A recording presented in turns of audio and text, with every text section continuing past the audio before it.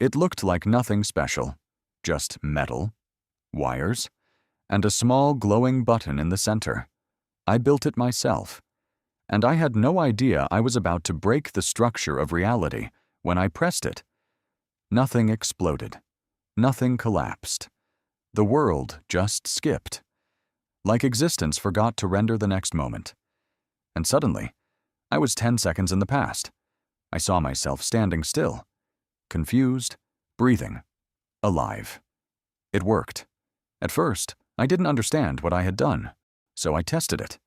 I was in my childhood home, smaller, quieter, simpler, and I saw myself as a child, living a life I already knew. But from the outside, I didn't change anything.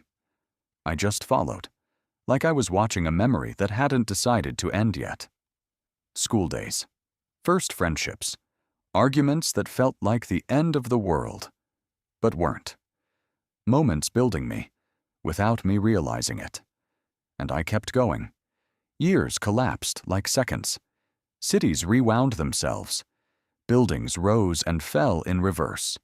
People moved backward like ghosts of themselves, until even that stopped being familiar. And then I went further. The world was different. No cities, no language as I knew it, only fire. Small groups of humans surviving in a vast, hostile world, hunting, running, fighting to exist.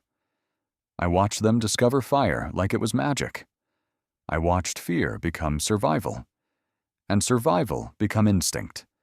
And I realized this was where everything began. And I didn't stop. Time broke into violence.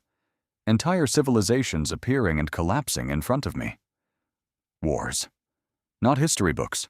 Real moments. Cities burning while still alive. Armies moving like storms across land that had no time to recover. Then plague. Silent streets. Empty homes. Then famine. Not destruction. Absence. A world that simply stopped providing.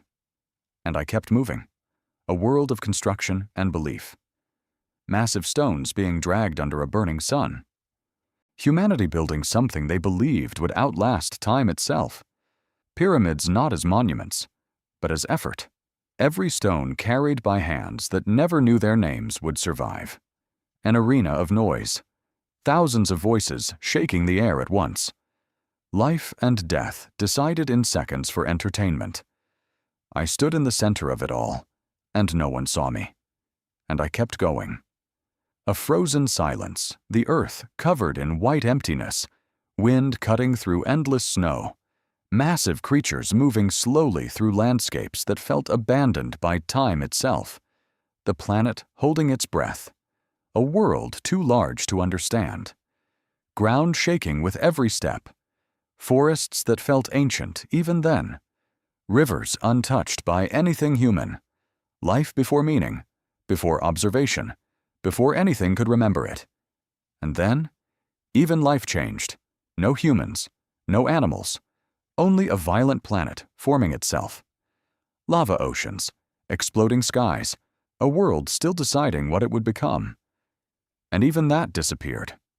No earth, no life, no structure, just dust and gas slowly pulling together. The origin of everything I had ever known. And I understood something I shouldn't have been able to understand. I wasn't moving through history.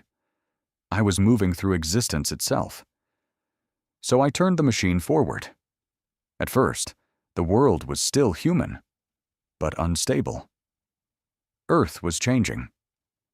Strange weather patterns. Stronger storms. Coastlines disappearing and returning.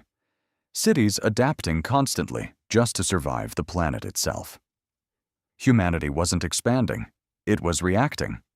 Then came the inventions, machines designed to control climate, systems trying to stabilize oceans, artificial ecosystems built to replace collapsing ones.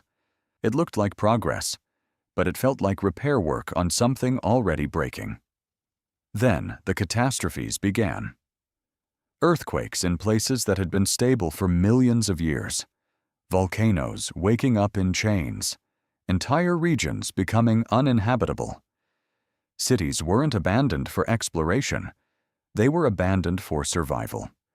And slowly, the idea of future Earth changed. It wasn't advancement anymore. It was management. And I kept going forward. The Earth became too unstable to support what it once was. Not destroyed, just no longer comfortable for life. Civilization didn't vanish. It adapted, layer by layer, upward, away from the ground. Only then did humanity begin to look toward space, not as conquest, but as escape. And I went further. Now humanity lived beyond Earth. But it didn't feel like victory. It felt like distance.